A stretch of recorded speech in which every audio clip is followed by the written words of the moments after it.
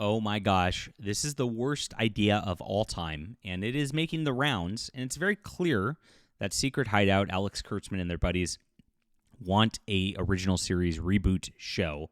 They've been leading up to this for a long, long time, and they're obsessed with it. And there's one reason they're obsessed with it, which is a stupid reason, but this is going to be the end of Star Trek if it happens. I mean, we're already at a point where it's like, it's tough. It's tough as a fan to care over these last few years. Strange New Worlds has been okay in spots. I've liked it in some episodes, not liked it in other episodes. It's been the best of the Kurtzman Trek for sure. But gosh, this is a very disastrous idea. And, I actually, when they brought in, I'd say, Paul Wesley as Lieutenant Kirk in this, to bring him into the show to begin with, just for a couple of episodes, I kind of thought that was a bad idea just to start. I was like, you don't need to connect everything. Kirk doesn't need to be on the Enterprise this early. Let him have his own career and then show up and then like build his relationship with Spock and McCoy later. That would have worked. But they just can't help themselves for the member berries, right? And that's a tough thing. And so Strange New Worlds now, the showrunner is hinting at an original series reboot. I'm calling on Paramount, please don't do this. Skydance, I guess it'll be later on because they're in that merger deal. This is so bad. Just stop. And stop with everything. Stop with Starfleet Academy. Stop with the live-action comedy that you're trying to do. These are all horrible ideas. Just let Star Trek be Star Trek again. It's very easy to do. I'm going to show it later this year because I'm a science fiction writer myself, guys, and I would like you to hit the like and subscribe button as we talk all things Star Trek here. And also, I have this beautiful series called The Arishan War. And if you like Star Trek, I know you're going to love this. This really feels a lot like Deep Space Nine. And beautiful trilogy. What's great about it is this weekend it's on sale. The first book is 99 cents, really, really low buy-in. It's also free if you're a Kindle Unlimited reader. And also, if you have Audible credits, you can get it on Amazon. Really easy ways to get this. I want to get you guys reading because there is some wonderful science fiction to be had here. And I'm spinning a space exploration series out of this. And what I'm going to be doing, I'm almost through the third book in the trilogy I'm writing right now, is having each book be an adventure of the week where you go to a different planet and have a different adventure. And that's what Star Trek used to be. It's a lot of fun. The way I did it, of course, feels a lot like old Star Trek. You're going to absolutely love this. So grab this here, guys. Start reading now so you understand my universe and you're prepped for this. It's going to be awesome later this year. Thanks for being here. And get on my newsletter so you don't miss when I do come out with my new stuff. Thank you so much for reading. It's in the description below. And let's get back to this news. All right, so last week, Paramount announced that Strange New Worlds would be wrapping up with a shortened Season 5, ending the Alex Kurtzman era with a 6-episode recap. This is basically okay, guys, we're giving you a quick way to wrap up this series. We don't want to continue this anymore sort of thing. Of course, they still have Starfleet Academy, which has Season 1 filmed. I know they're trying to rush Season 2 before all the Paramount stuff gets merged, set up, and whatever it is there so that they can get it all done.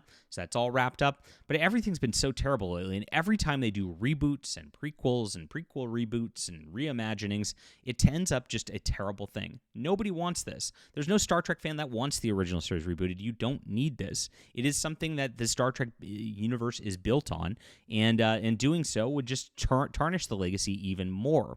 So we have some problems with continuity with Strange New Worlds already because it dovetailed out of Discovery, which had massive problems with continuity, and these were all just prequel series that didn't need to happen to begin with. And in fact, they understood that pretty quickly with Discovery since they moved the ship into like a big far distant future so they could completely ignore all continuity at that point. They made a bunch of mistakes there as well. Even with that, but that there is a better idea to moving things forward. That's why the Next Generation works so well, because they didn't trample on the original series. They allowed it to modernize. They allowed it to do its own thing, and that of course spawned Deep Space Nine and Voyager, which was good stuff. Every time they go back in the past with prequels, it causes problems, again, just because continuity is an issue. And then the reboots are a big problem as well, and they love it. Alex Kurtzman came out of Star Trek 2009, you got to remember, the J.J. Abrams reboot, that's right, where they made a young and sexy Captain Kirk, right? And that was just a absolute train wreck that didn't feel like Star Trek. Now, it made some money. The first one made some money. Into Darkness made some money. Of course, it fell off on Beyond because Into Darkness was such a disaster on that level.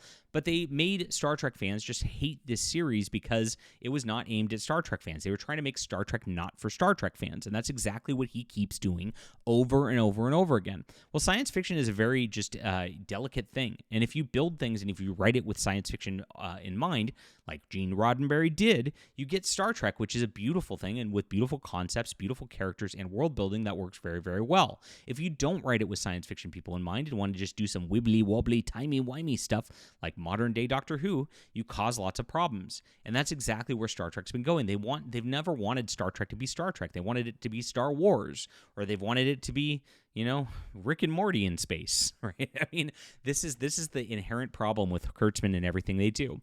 So doing another reboot is going to be a death knell. The fans will not tune in for this. New people are not going to come in for it. There is no way it will work, and this is exactly what was said by the showrunner right now as I've built this up.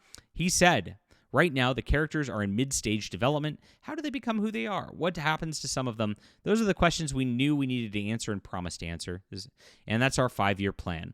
When we run into TOS, but they're not dying, and we have those sets. So he really, really wants to do a reboot with, of course, Captain Kirk and Spock and McCoy and all that. And again, just not something that would work very well at all. This crew especially doesn't even understand how to do it. Now, I've liked some of the fan stuff. If you ever watch Star Trek Continues with Vic Mignogna, doing some of the fan stuff on there, continuing the mission, that's a way to potentially do it. Just like, hey guys, we're going to continue the first 5-year mission, get into the second 5-year mission, and continue where the original series left off with some new actors. I don't want it, but I could see that if they had somebody who really was a big fan, who really respected continuity and really kept that going like that, it's something that could be done. Now, I don't want that to be done either. What is an obvious choice to do at this point, and the obvious only way to make Star Trek forward, is to completely abandon anything Discovery touched, and I would even abandon Picard, to be honest. I would do a next generation of whatever. I know they were going to work on that Star Trek Legacy, maybe with Captain 7 of 9. I don't really want that. I would just use new characters. And then you could have some of the characters show up and be old and from the next generation or whatever, and just completely ignore that anything in the Kurtzman era existed, and just do a new ship 20, 30 years past that last one, or maybe even 50 years past the last one. I think it'd work out really well. That's what Star Trek needs to be great again. And this is not it. Do not do this. Every fan will abandon this. Not a good idea for Star Trek. Not a good idea for fans. Leave a comment down below with what you think about this. Please hit the like and subscribe button. Guys, if you like Star Trek, I think you're going to love The Stars Entwined. Grab this. Only 99 cents through the weekend. Appreciate you being here. We'll be back soon.